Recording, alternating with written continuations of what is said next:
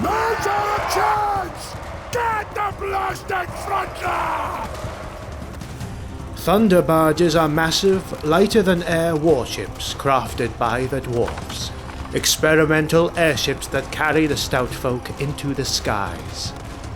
In a world where dwarfs traditionally cling to mountain strongholds and the solidity of stone, these flying contraptions stand out as daring innovations born of necessity and bold engineering vision. In this episode, we take to the skies to explore the lore of the Thunderbarges and how these rare machines reflect both the ingenuity and stubborn resolve of the Dowie. For that, we will travel to the different places across the world of Warhammer as we uncover the particularities and details that make this flying machine a truly marvelous wonder of the old world.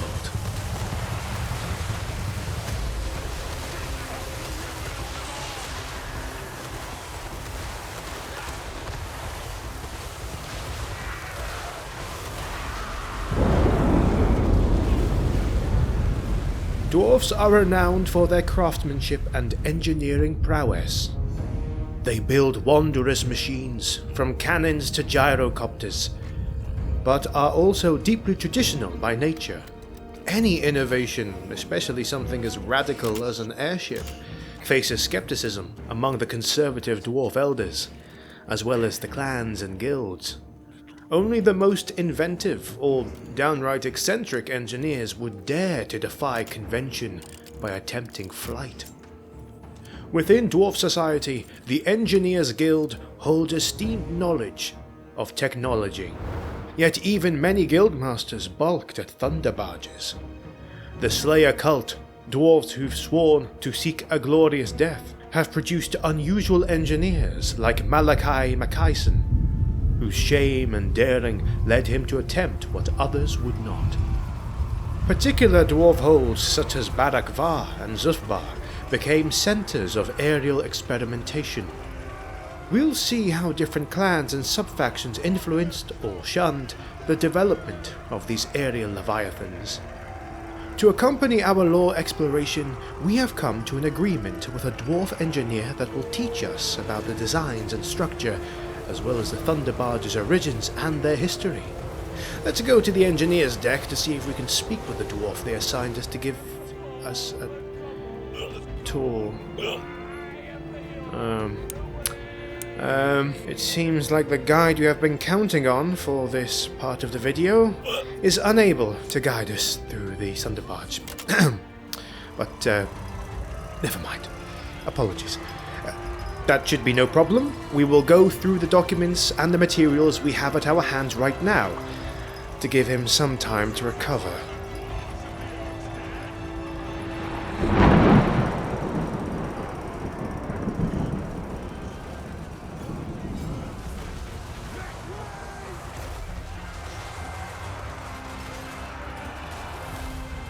The earliest known Thunderbarges date back to the legendary War of the Beard, the great ancient conflict between the ancient races of the Dwarfs and the High Elves.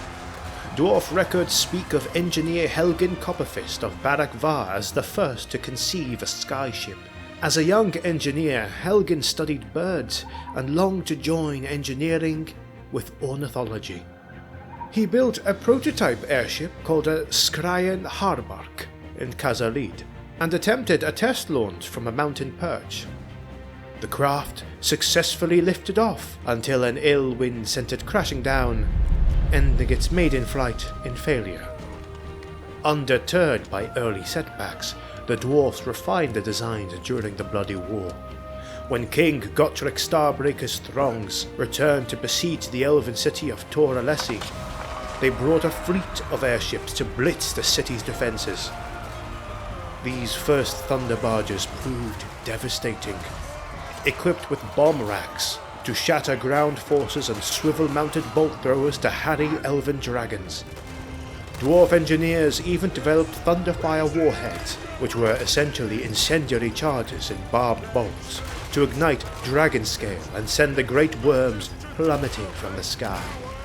This debut of Thunderbarges saw both remarkable success and dire sacrifice.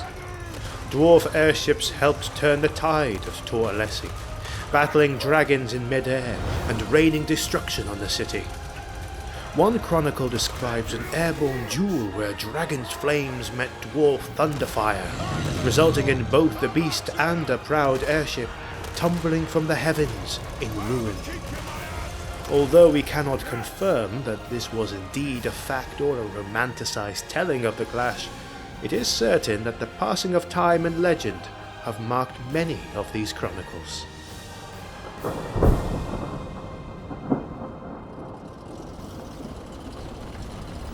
A Thunderbarge is essentially a dwarf warship suspended beneath great buoyant balloons or sealed zeppelins. The Dawi found ways to harness lift, whether via heated air, ingenious chemical gases, or a mix of both, all reinforced by stout engineering.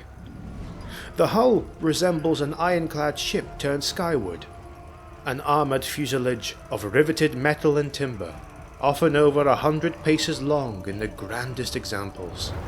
Layers of grommeral steel plating protect vital sections, while ingenious gyroscopic stabilizers and thrumming propeller engines keep the craft aloft and on course. Dwarfs prize solidity, so every Thunderbarge is built to be as sturdy as possible. Yet, given their bulk, these crafts are not swift, or at least not without extraordinary measures.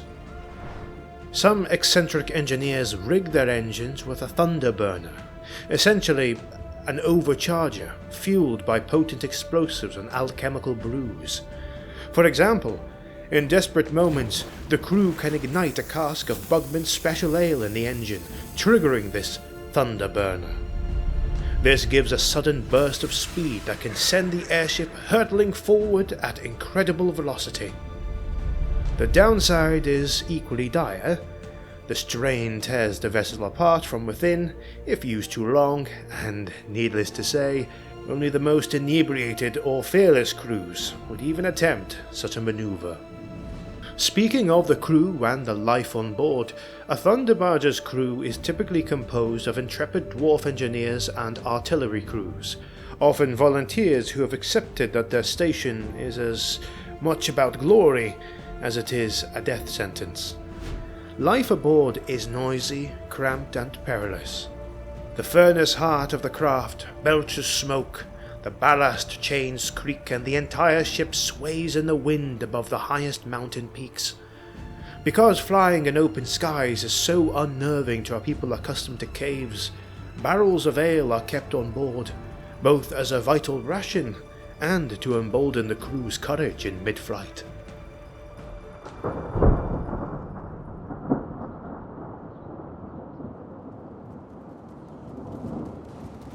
Thunderbarges bristle with firepower, making them true flying fortresses. Along their decks and hull hardpoints, one can find batteries of cannons and organ guns, rows of swivel guns, which are small turreted firearms, and clusters of bombs ready to be dropped over enemy heads. Dwarf handgunners armed with grudge raker shotguns line the rails, taking potshots at any foe who comes within close range. In some accounts, Thunderbarges have even carried an enormous harpoon launcher, poetically named the Spear of Grungni, which can be fired down into an enemy behemoth or war machine below, wreaking havoc with a single powerful shot. In battle, a Thunderbarge operates as a fearsome aerial artillery platform. It soars above the front lines as the crew try their best to keep it just out of reach of most enemy missiles. They bombard massed infantry and monsters from directly overhead. Its cannonade can smash apart siege engines and cavalry charges alike with plunging fire. Because of its mobility, a Thunderbarge can reposition to strike where the dwarf battle line needs it most, acting as the ultimate grudge bearer, bringing vengeance from the sky. However, the presence of such a craft also draws the full fury of the enemy. Archers, wizards, and especially flying creatures will focus all efforts to shoot it down before it gets too close. The airship's great bulk and relatively slow turning speed make it a target impossible to ignore. dwarf crews have learned to approach at high altitude, then dive suddenly when making an attack run, trusting in thick armor and maybe a well-timed thunderburner boost to survive the gauntlet to return fire. When employed wisely, a Thunderbarge's devastation is unmatched. Entire regiments can be broken by its bombing runs, or a well-placed volley from its decker guns. Not to mention the devastating effect they have on the morale of any enemy army as they see the massive warship thundering down from the sky and towards them. They have proven especially effective against hordes of lightly armoured foes, such as pesky greenskin mobs and the abominable Skaven swarms that have no easy answer to attacks from above. On the other hand, these vessels are rare and irreplaceable, and their loss is a severe blow.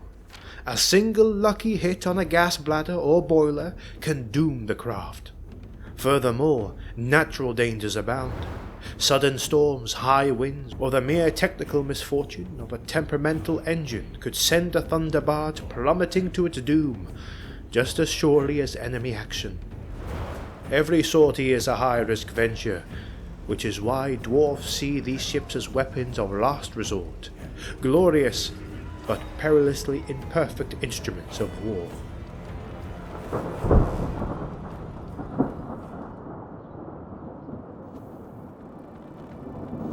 Beyond battle, Thunderbarges have occasionally served the Dowie as transports, allowing movement of troops and supplies over impossible terrain. In a world of towering mountain ranges and endless tunnels, an airship offers a way to bypass blocked passes or besieged routes. For example, the Spirit of Grongni, a famed Thunderbarge we'll discuss in detail later, was used to airlift an expedition deep into the Chaos Wastes, far beyond where any overland caravan could safely travel. This capability made it invaluable for rescue missions and urgent reinforcements. For instance, dwarf chroniclers tell how the Spirit of Grongni evacuated survivors from the lost hold of Karak-Dum, then later ferried desperate refugees and wounded veterans out of the war-torn Kislev, where no other route was still safely open. While not as fast as an elven dragon or an imperial flying griffin, a Thunderbarge can cover leagues of distance far quicker than any march on foot. One account boasts that Malachi Mackyson's first airship, Indestructible, could achieve 10 leagues an hour in favourable winds. This strategic mobility means a hold possessing a Thunderbarge could, in theory, respond to distant threats or reinforce an ally with unprecedented speed.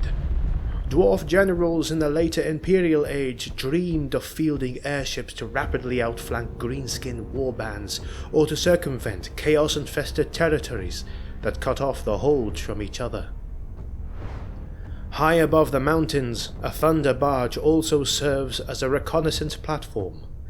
Its crew can survey miles of terrain, spotting enemy movements or remote valleys from an eagle's view. In more symbolic terms, the sight of a dwarf Thunderbarge circling overhead became a rallying beacon for dwarf armies below, a sign that even the heavens were not beyond the Dowie's grasp.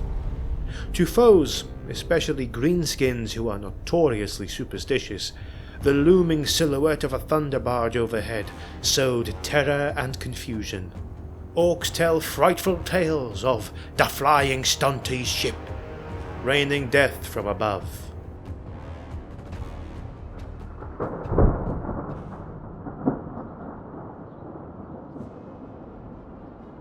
As discussed, Heglin Copperfist of Baragvar is credited with the first Thunderbarge designed during the War of Vengeance.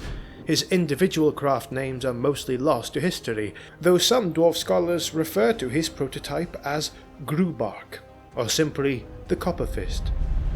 What is known is that a handful of airships were built under his guidance. These likely saw action in the later stages of the devastating War of the Beard against the elves. None survived long beyond Heglin's own demise. However, with their chief engineer gone and critical designs destroyed, the survivors of his fleet eventually fell to Dragonfire, or were dismantled. Dwarf lore holds Heglin in esteem as a visionary, even as the grudges of history list the tragedy that his creations could not be preserved. Fast forward to the Imperial year of 2498 of the Imperial calendar. Malachi Mackayson emerges as the great next pioneer of dwarf airships. Once a guild master engineer of renown, Malachi's pride was shattered after two engineering disasters. First, the famously named Ironclad Unsinkable, a sea-going ship that embarrassingly sank, taking most members of the crew to the depths of the cold waters below, and the first dwarf airship of the modern era, the airship Indestructible, which exploded on its first flight, killing its crew in the air. Disgraced and guilt-ridden, Malachi took the Slayer's oath, swearing to atone for his failures by seeking a glorious death in battle, as the oath demands. Yet even as a Slayer, his inventive genius burned bright. In secret and against all expectations, he built a second airship, larger, sturdier, and far more successful.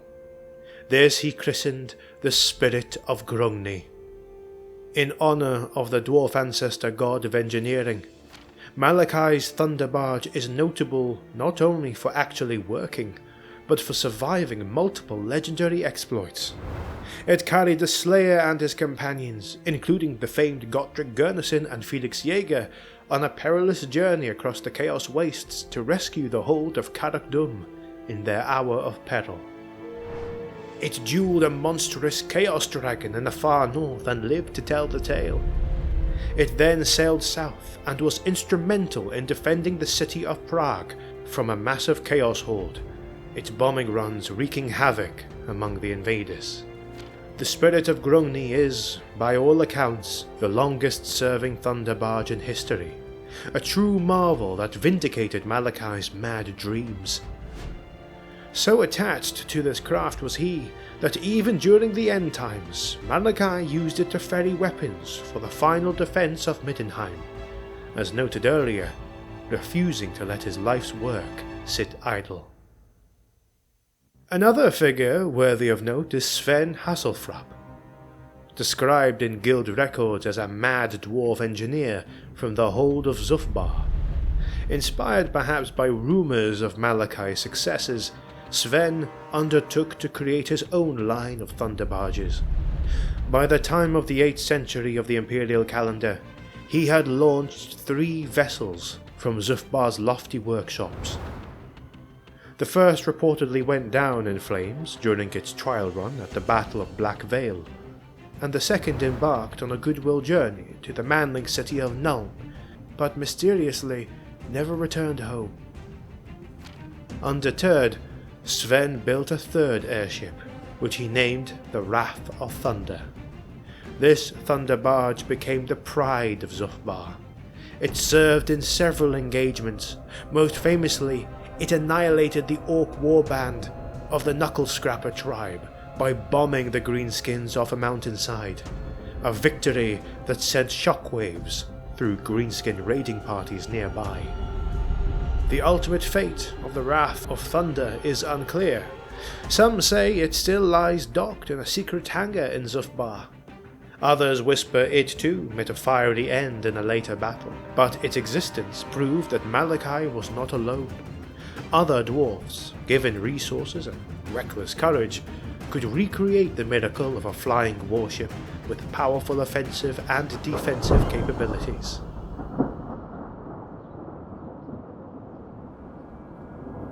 The saga of the Dwarf Thunderbarge is one of ambition tempered by tragedy.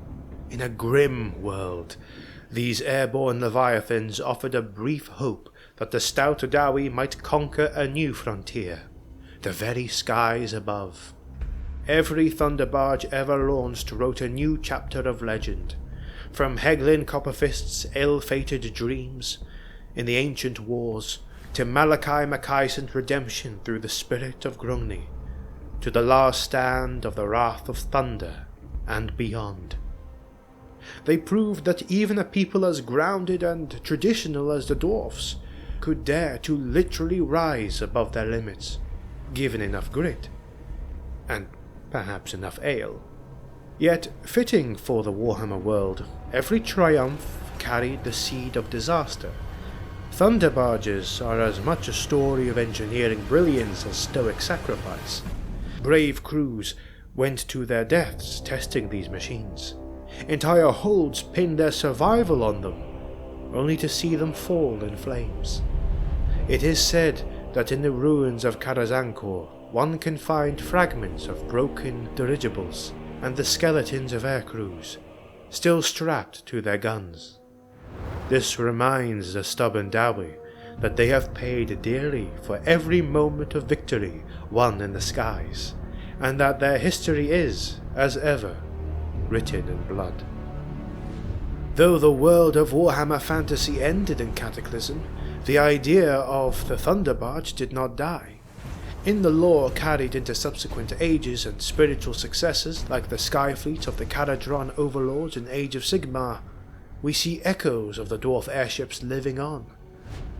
The Thunderbarges remain a symbol of innovation among the Dawi, showing their refusal to surrender, their willingness to yield earth, stone, and even the heavens themselves against their enemies.